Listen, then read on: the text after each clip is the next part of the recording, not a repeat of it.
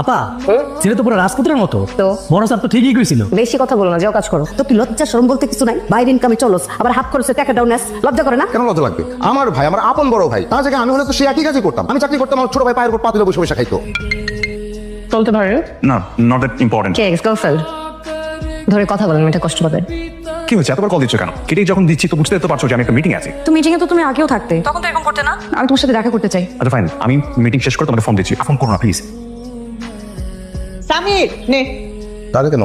তুই না ভাবির কাছে টাকা চাইলি? আমার কাছে চাইছি, তোমার কাছে তো চাইনি। তোর টাকা দরকার, সেটা ভাবি দিল না আমি দিলাম, সেটা কি জরুরি?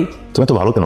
তুই যে ভালো সেজন্য আমিও ভাব। যা সাবধানে যাস। তুমি ইদানিং এরকম করতেছো কেন? পাহা কি হয়েছে তোমার? না, আমার মেরিন মনে হয়েছে জানো, আমাদের রিলেশনশিপে আমাদের একটা ব্রেক দরকার। রিলেশনশিপে আমাদের এখানে স্টপ করা উচিত, আমাদের হচ্ছে না। কি বলছো উল্টাপাল্টা? কোনো সমস্যা হচ্ছে কোনো জায়গায়? আমি আমার ফ্যামিলিতে তোমার কথা বলেছি, কিন্তু আমার ফ্যামিলি তোমার সঙ্গে বিয়ে দিতে রাজি না। তো তুমি কি বলছো? আমি অনেক ট্রাই করেছি, চাই না, বাট তারা আমার জন্য অন্য জায়গায় বিয়ে ঠিক করছে। কার সাথে বিয়ে ঠিক করছে তোমার ফ্যামিলি? আমার কোম্পানির চেয়ারম্যানের মেয়ের সঙ্গে। মেরিন মেরিন প্লিজ দেখো, এটা নিয়ে আমি আর কোনো সিন ক্রিয়েট করতে চাই না, কথা বাড়াতে চাই না। আমি খুব খুশি হবো তুমি যদি সিন ক্রিয়েট না করো আর এই বাস্তবতাটা মেনে নাও। পাহা তুমি কেন বলতেছো এগুলো? মেরিন ভালো থেকো তুমি।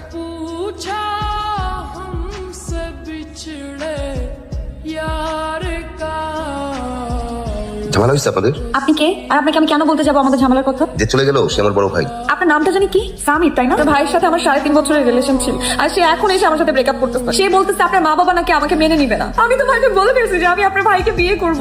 আমি এখন বুঝতেছি না যে আমি এখন কি করবো। আমার বাসার বিয়ে ঠিক করে ফেলছে। আপনার এই অবস্থায় আমি যে কি বলবো আমি বুঝতে পারছি না। আপনি কিছু বলতে হবে না, আপনি প্লিজ আপনার রাস্তা মাপ। কোথায় যাবেন? জাহান্নামে। চলেন। কোথায়? জাহান্নামে? আসেন, নামিয়ে দেই। এই যে থ্যাঙ্কস। থ্যাংক দিতে হয় না, এমন কি আর করলাম? বাট আমার নাম্বারটা রাখতে পারেন, যে কোনো বিপদ আপদে আপনি আমাকে স্মরণ করবেন। বান্দা হাজির। আব্বা চলে আসছো?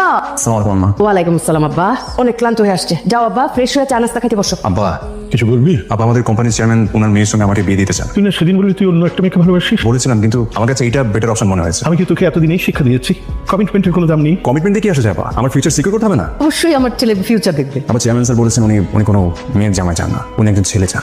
জন্ম দিলাম আমি আর ছেলে বানাবেন উনি। আরে গাধা, তোর মাথায় কি কিছু আছে? উনি তোকে ছেলে না, তোকে ঘর জামাই বানাতে চায়, ঘর জামাই। আমার তাতে কোনো আপত্তি নেই। তুমি ঘর জামাই হবা? ও তুমি বলো, তার মতো একটা ছেলে ঘর জামাই হবে, এটা মানায়? না না, আমাকে তো ঘর জামাই মানাবে না, মানাবে তো তোকে। তুই তো নিজের ঘরে নিজেই তো ঘর জামাই হিসেবে আছিস অনেকদিন ধরে।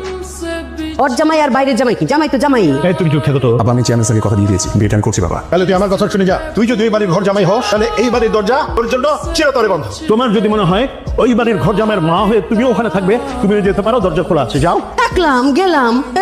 আসছে আমার গরলারে, এত ঘর ঘর করেন না তো। আরে কি করতেছে পাগলাম, এরকম করো না তো। তুই চলে গেলে আমাদের সংসার কি হবে? তোমরা কিভাবে ম্যানেজ করবে সেটা তোমরা জানো, আমাকে ব্লেম করতে পারো। বাবা তুমি যাও, গিয়ে ঘর জামাই হও। ওকে অভিনন্দন। আসছে, নিজের পকেটের খরচ কিভাবে ম্যানেজ করবি সেটা চিন্তা কর। আসতে একদম সংসার দেখেন। Please please. বাবা বাবা যাইস না বাবা।